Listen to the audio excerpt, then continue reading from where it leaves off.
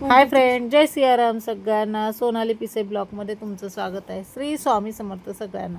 तर आता हा व्हिडिओ 2 ते 3 दिवसाखालचा आहे. हा व्हिडिओ भोगीचा आहे.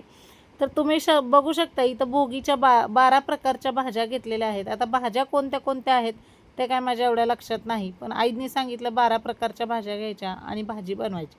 आईनेच काय, पण नेहमीच पहिल्यापासूनच आपण आपली परंपरा जपतो. भोगी दिवशी जे काय खायचं असतं सवासनींनी ते बनवलंच पाहिजे, कारण सणसूद केलं तर घरात छान वाटतं आणि त्याशिवाय आपण सणसूद नाही केलं तर आपल्या मुलाबाळांना कसं समजणार आहे. म्हणून सगळे सण रीतिरिवाजानेच करायचं. त्यात कमी काही असलं तरी चालेल, पण सगळे व्यवस्थित करायचं. थोडक्यातच करायचं, पण करायचं. तर तुम्ही बघू शकता इथं मस्त अशी बाजरीची भाकरी केलेली आहे तीळ लावून.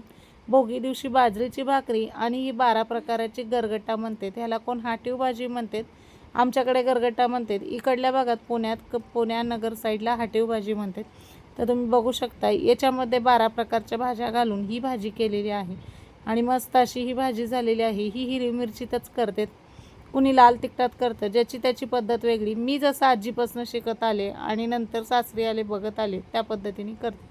आणि बघू शकता इथं मस्त असं छान बाजरीची भाकरी, थोडंसं भात आणि हाटीव भाजीचा नैवेद्य दाखवून झालं देवाला आणि जेवायला बसलो. त्यानंतर संध्याकाळ होत आली. म्हटलं चला आज आहे मंगळवार आणि कुंचन सेवा आपली सकाळची राहिली कामाच्या गडबडीत, म्हणून संध्याकाळचं मस्त असं छान कुंचन सेवा केलेली आहे. तरी कुंचन सेवा न चुकता मंगळवार आणि शुक्रवार मी शक्यतो करतेच आणि पौर्णिमेला पण.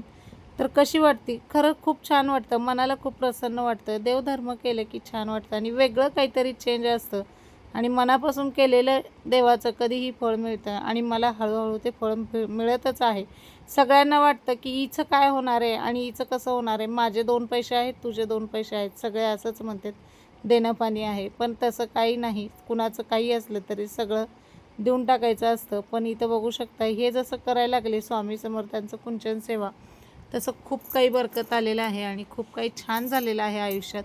तर ते छान झालेला व्हिडिओ तो पण तुम्हाला थोडका व्हिडिओ तो पण येईल. याच्यापासून मला काय काय भेटलं आणि काय काय अनुभव भेटलं हे पण मी नक्कीच सांगेन तुम्हाला. तर छान अशी लेकीने रांगोळी काढून घेतली होती आणि माझं चाललं होतं आपलं कुंचन सेवा करून घ्यायचं. तर याच्यामध्ये पिवळ्या आणि हिरव्या आणि लाल प्रकारच्या बांगड्या होत्या, त्या ठेवून घेतलं. नंतर ही आपली घरातल्या घरात साधी सोप्या पद्धतीने सिंपल अशी कुंचन सेवा केली आणि भोगी उद्याच्याला संक्रांत. चला म्हणलं सवासनीचं आयोले नेसायला जाऊया. मग काय एरोड्यात गेले आणि जाऊन बांगड्या वगैरे भरल्या. मस्त साहेबांनी पैसे दिले होते. आणि नंतर इथं बघू शकताय तुम्ही त्या मावशी आहेत ना, पंढरपूरवरनं येतात आणि दरवर्षी असतात भोगीचं आणि संक्रांतीचं. तर बघा इथं चुडपाटल्या भरून घेत आहे मी आणि त्या खूप छान बसवतात आणि छान पण वाटतं.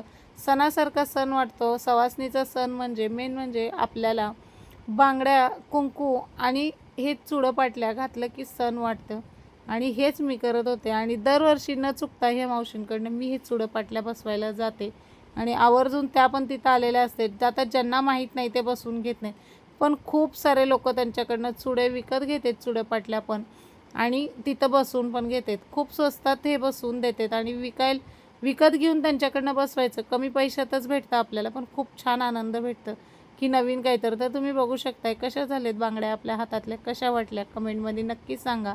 आणि सण भोगी दिवशी मंगळवार होता, कुंचन सेवा ही सगळी केली, घरातले कामं आवरले आणि हे बांगड्या आणि चुडपाटला ह्याच्यातच 2 ते 2.5 तास गेले. 3 तास म्हटलं तरी चालेल, कारण खूप अशी गर्दी होती. तुला बसव मला बसव चाललं होतं. तर चला भेटू पुढच्या व्हिडिओमध्ये. श्री स्वामी समर्थ.